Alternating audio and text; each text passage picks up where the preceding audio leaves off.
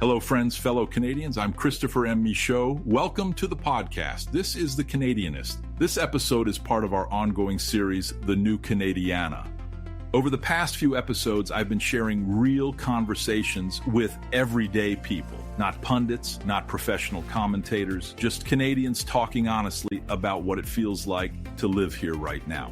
In one conversation, we talked about affordability and how the dream feels further away than it used to. In another, we explored what it means to feel politically homeless, not fully represented by any party, not fully aligned with the shouting on either side.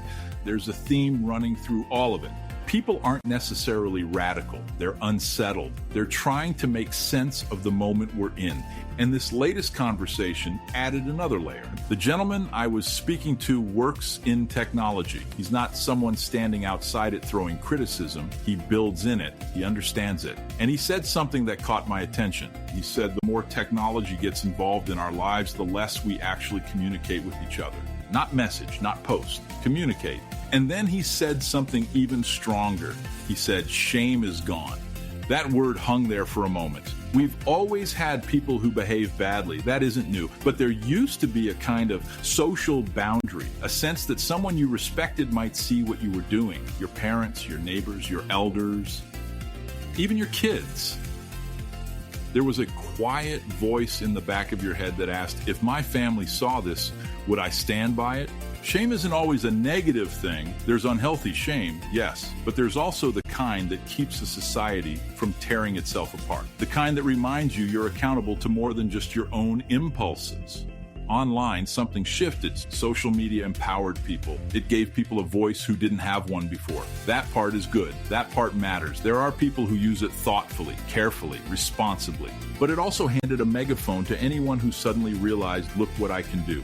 And when that happens without restraint, without proximity, without seeing the reaction on someone's face, the guardrails weaken. There's a strange confidence that comes with distance. You can say things you would never say across a dinner table. You can dehumanize someone you've never met. You can pile on because everyone else is piling on. And because it's online, it doesn't feel real, but it is real. It shapes culture. It shapes tone. It shapes politics. He said sometimes he wishes everyone would just walk away from it for a while. Not because technology itself is the problem, it isn't, but because the way we're using it is changing us. It's replacing slower conversation. It's replacing patience. It's replacing the discomfort of sitting with someone you disagree with. And that led him to ask about what I'm building. Does your political party involve families?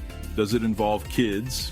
Of course it does. The reason this project exists goes back to my time in Ottawa by complete fluke.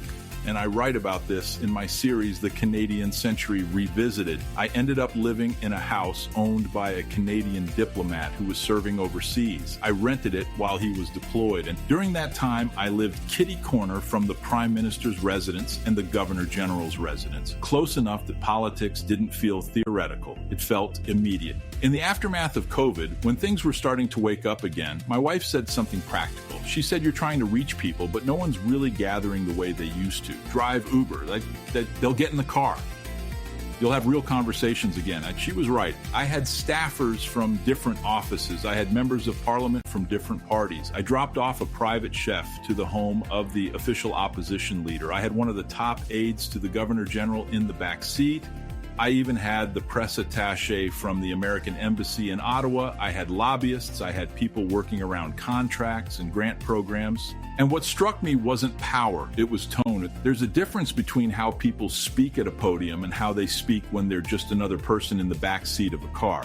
I wasn't trying to persuade anyone. I was listening. What I kept hearing wasn't extremism. It wasn't ideological purity. It was fatigue, a kind of quiet exhaustion. Most Canadians aren't looking to tear everything down. They want things to work. They want their kids to have opportunity. They want to feel like the country isn't constantly pulling itself apart.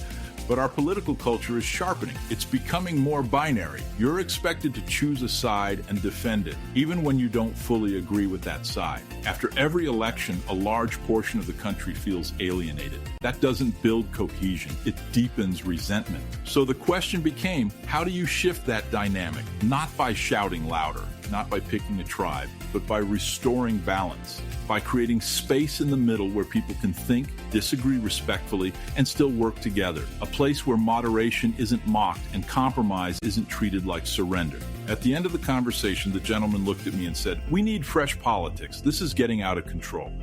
He wasn't angry, he sounded tired, and that tone, that quiet exhaustion, that's what the new Canadiana is really about, listening.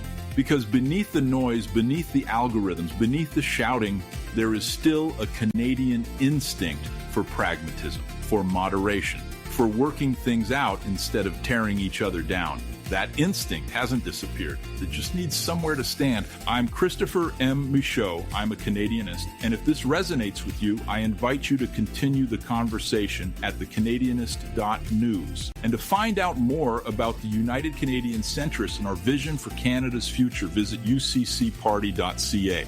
Thanks for listening.